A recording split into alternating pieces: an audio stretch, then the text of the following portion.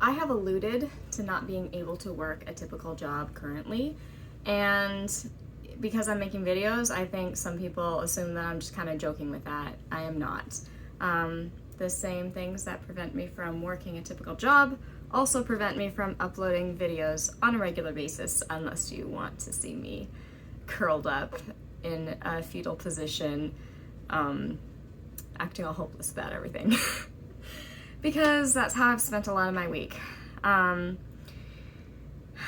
It is no joke to be getting 3 to 4 hours of sleep a night, sometimes even less, broken up into 10 to 20 minute segments some nights. On a lucky night, I'll get an hour straight, but I am extremely sleep deprived, and my PTSD has been very intensely triggered almost every single day this past week.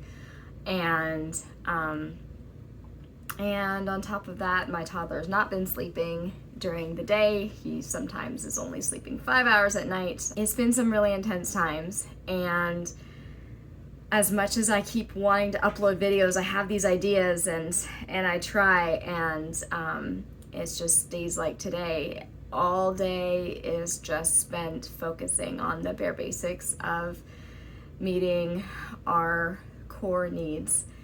So I just wanted to put that blurb out there. When I say I can't work a regular job, this is why. I've been following some other videos of some amazing people who have gotten off of welfare, and I was like, I'm gonna be so inspired by this, and I was, and at the same time, they were not dealing with disabling mental health issues. And I was like, oh, right.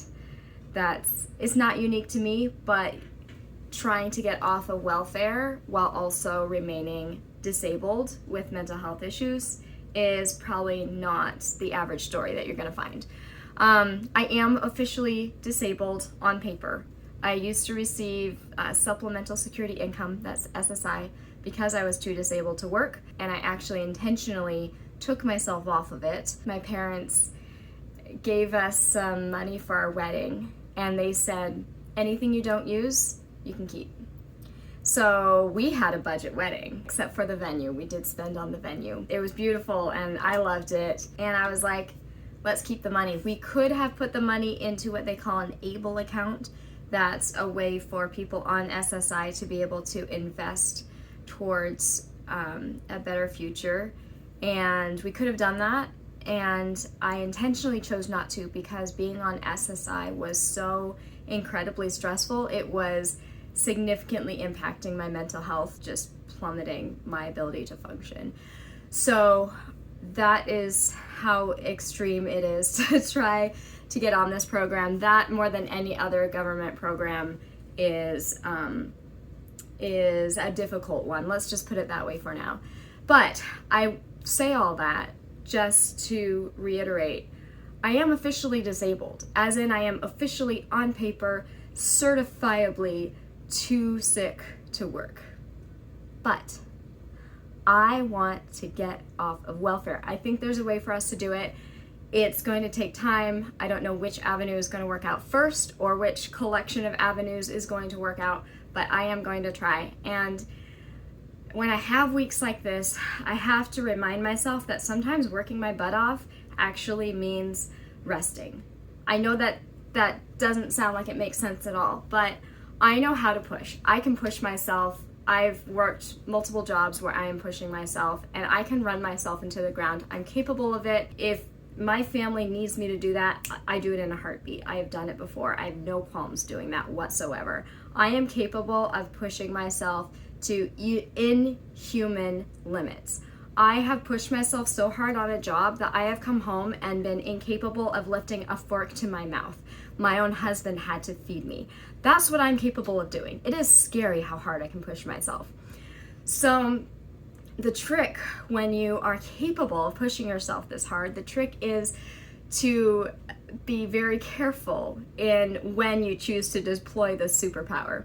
And I usually am deploying it in the middle of the night when my toddler is waking for the dozenth time. He has some unique needs because of his medical history. Any need to push myself gets poured into him right now. And then the rest of my life is basically trying to recover from that and trying to recover from these PTSD episodes. They've been happening a lot lately. It has not all been because of making videos, just that one was triggered from that one video. I just wanted to share this because I realized that this is worth documenting, that sometimes working my butt off is taking a whole week or even more to just day by day be like, okay, can I meet my basic needs today? And if that's all that I can do, then just accept today's just gonna be another one of those days and just save my energy for tomorrow. And eventually, after enough tomorrows, then I regain the energy, I have a night where I get, a little bit more sleep or something like that, and I have another opportunity. And I've just learned to try to save as much energy as I can so that when those opportunities come, I can just grab them. And sometimes an opportunity might not come for a week or two, and that really bums me out because I have all of these video ideas and I partially shot some of them, and I'm just like, this is so important to me.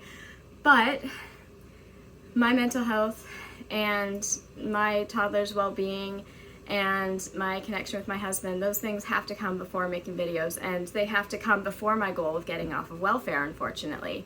So I still think it's going to happen, and I have to remind myself that just because I'm not seeing daily linear progress doesn't mean that it's not happening. Sometimes self-care is progress too. So, bye for now.